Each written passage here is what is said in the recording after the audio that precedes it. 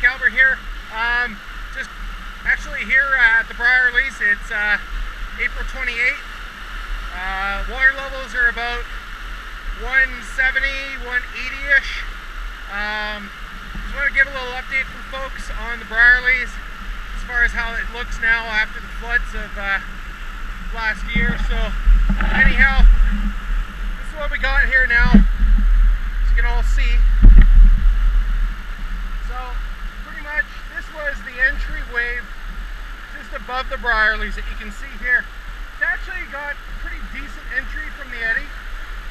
Really nice wave to surf. It's got good shoulders, and I believe it's fairly moderately deep there. I wouldn't go too crazy and doing anything radical as far as going upside down there, but it's still pretty good.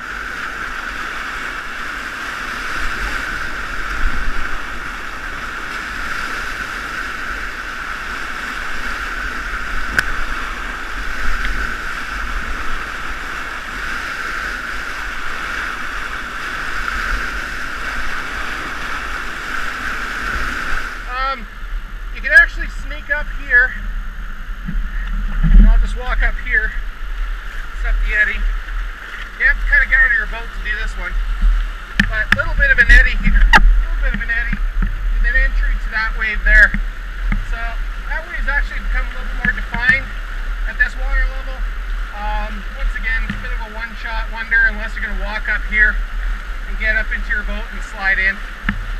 But anyhow, we'll go take a look at the main Brierley's hole here.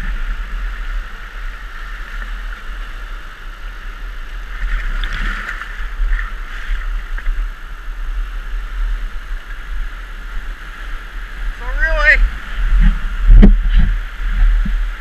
not much of what's left of the Brierleys at this water level.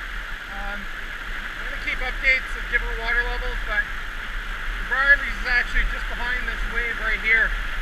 So it's all washed out, it's blocked out. This is where the Brierley's hole used to be, right there.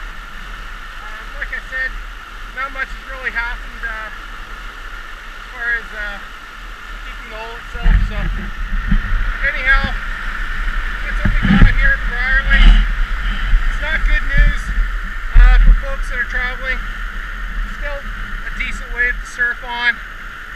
But yeah, unfortunately, we kind of lost one of our better features here at this water level. So around 180.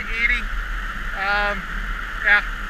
So sorry guys, but that's kind of the update. Wishing's better news. But I will continue to post updates as the water gets higher to see how the hole's going to look like, or how this whole feature is going to look like at different water levels.